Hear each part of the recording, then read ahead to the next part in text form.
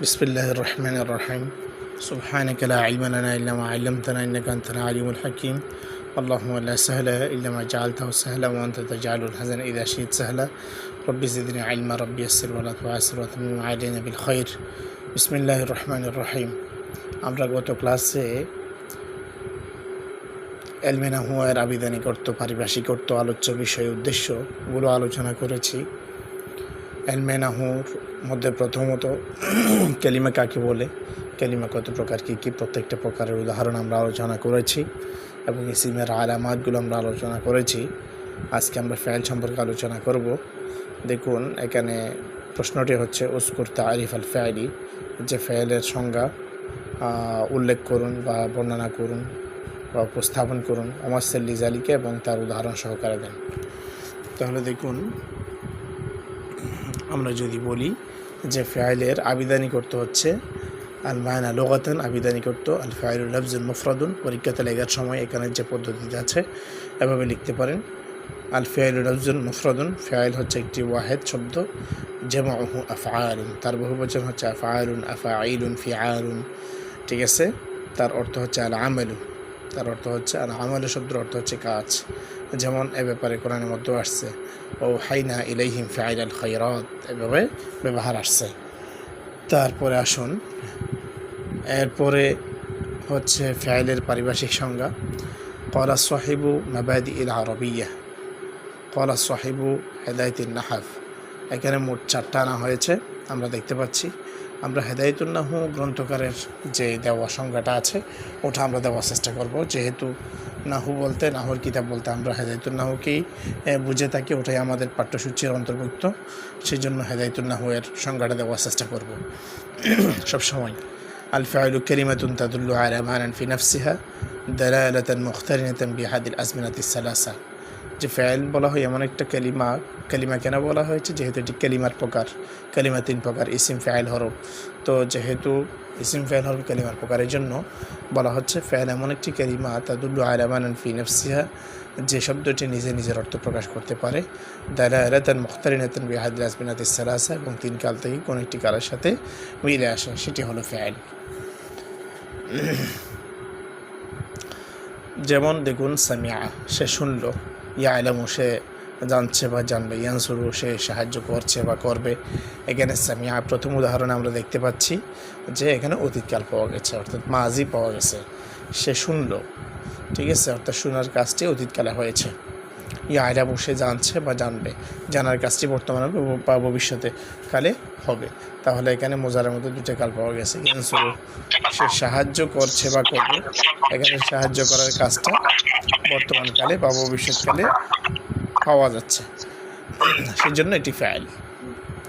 আশা করি এতটুকু বুঝতে পেরেছেন। তাহলে ফাইল এমন একটি শব্দ যা নিজে নিজের অর্থ প্রকাশ করতে পারে এবং 3 কাল থেকে যে কোনো একটি কাল পাওয়া গেলে সেটি ফাইল হয়ে থাকে।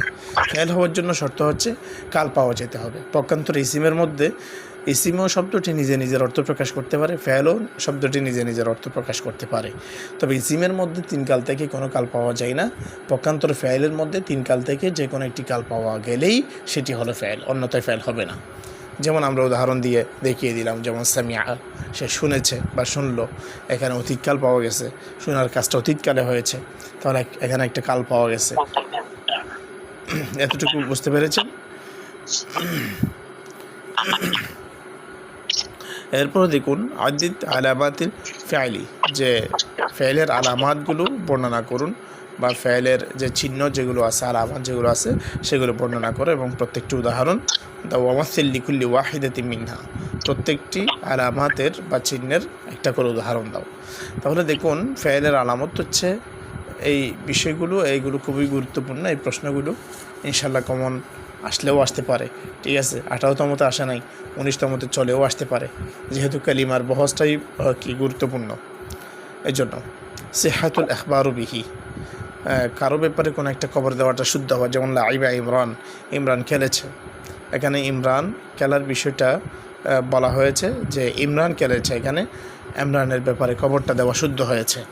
ইমরানের ব্যাপারে একটা খবর দেওয়া শুদ্ধ হয়েছে যে ইমরান খেলেছে, খেলাধুলা করেছে, তাহলে এখানে খবর দেওয়াটা শুদ্ধ হয়েছে। তাহলে এটা হলো ফাইলের আলামত। তারপরে হচ্ছে দুহুল কদ, কোনো শব্দের শুরুতে যদি কদ আসে, একদম শুরুতে যদি কদ আসে তাহলে সেটি ফেয়েলের আলামত। যেমন কদ আফলাহাল মুমিনুন, তাহলে আপনি ফেয়েল, দুনিয়ার যত ফেয়েল আছে সবগুলো আলামত ইত্যাদির মাধ্যমে আপনি বের করতে পারবেন। যদি আপনি আলামত না জানেন তাহলে কখনো আপনি ফেয়েল বের করতে পারবেন না। সেই জন্য কাওয়াইদ যাচাই এর মধ্যে যদি বলা হয় যে ফেয়েল বের করুন নস থেকে, তখন আপনাকে এই আলামতগুলো জানার মাধ্যমে আপনি ফেয়েলগুলো বের করতে পারবেন। এই জন্য এটি প্রশ্ন হিসেবেও শিখবে, আবার আমরা কাওয়াইদ যাচাই হিসেবেও শিখে নিব। তারপরে যেমন কদ আফলাহাল মুমিনুন গেল। 3 নম্বর হচ্ছে দুহুলুস সিন, সিন প্রবেশ করা, যেমন সায়াকুলুস সুফাহা, এখানে এই আয়াতের মধ্যে শুরুতে সিন আসছে। তারপরে দুহুলুস সাউফা, এভাবে ফেয়েলের শুরুতে সৌফা আসলে সেটিও ফেয়েলের আলামত, মনে করে নেবেন সেটি ফেয়েল হয়েছে। এভাবে কোনো শব্দের শুরুতে যদি হরফে জাজেম প্রবেশ করে, দুহুলুল হরফিল জাজেম, যেমন লাম ইয়ালিদ ওয়া লাম ইউলাদ, এখানে লম আসার কারণে লম এটি হলো হরফে জাজেম। হরফে জাজেম হলো মোট কয়টা? লম লম্মা লাম আমর লাই নাহি। তো এখানে হরফে জাজেম যদি ফেয়েলের আগে আসে তাহলে মনে করে নিতে হবে সেটি ফেয়েল। তারপর হচ্ছে মাজিতে রূপান্তরিত হওয়া, ঠিক আছে, মাজি মুজারেতে রূপান্তরিত হওয়া, এগুলো ফেয়েলের আলামত। যেমন হচ্ছে জালিমা আলিমা আলিমু, এটা মাজিতে রূপান্তর হচ্ছে, এবং মুজারের দিকে রূপান্তর হওয়া। ইয়ালামু ইয়ালামান ইয়ালামুন, তাআলামু তাআলামান ইয়ালামনা, তাআলামু তাআলামান তাআলামুনা তাআলামিনা তাআলামান তাআলামনা আ'লামুনা আ'লামু। এই যে এভাবে মুজারেতে রূপান্তরিত হওয়া, মাজিতে রূপান্তরিত হওয়া, এভাবে রূপান্তর হলেই সেগুলো ফেল। তারপরে হচ্ছে আমলের দিকে রূপান্তরিত হওয়া, যেমন ইয়ালাম ইয়ালাম ইয়ালামা ইয়ালামু ইয়ালামি ইয়ালামা ইয়ালামনা, এখানে যে রূপান্তর হচ্ছে আমলের দিকে, তাহলে এটিও ফেল। ওই দিক থেকে আওয়াজ আসতেছে ভাই, দয়া করে একটু মিউট করুন, একটু মিউট করুন। তারপরে আত-তাসাররুফ ইলা নাহি, 9 নাম্বার হচ্ছে নাহির দিকে তাসাররুফ হওয়া, ঠিক আছে, অর্থাৎ নাহি দিকে রূপান্তরিত হওয়া, নাহিতে রূপান্তরিত করা, যেমন মাজিতে রূপান্তরিত হওয়া, মুজারাতে রূপান্তরিত হওয়া, আমরে রূপান্তরিত হওয়া, নাহিতে রূপান্তরিত হওয়া, এগুলো ফেলের আলামত।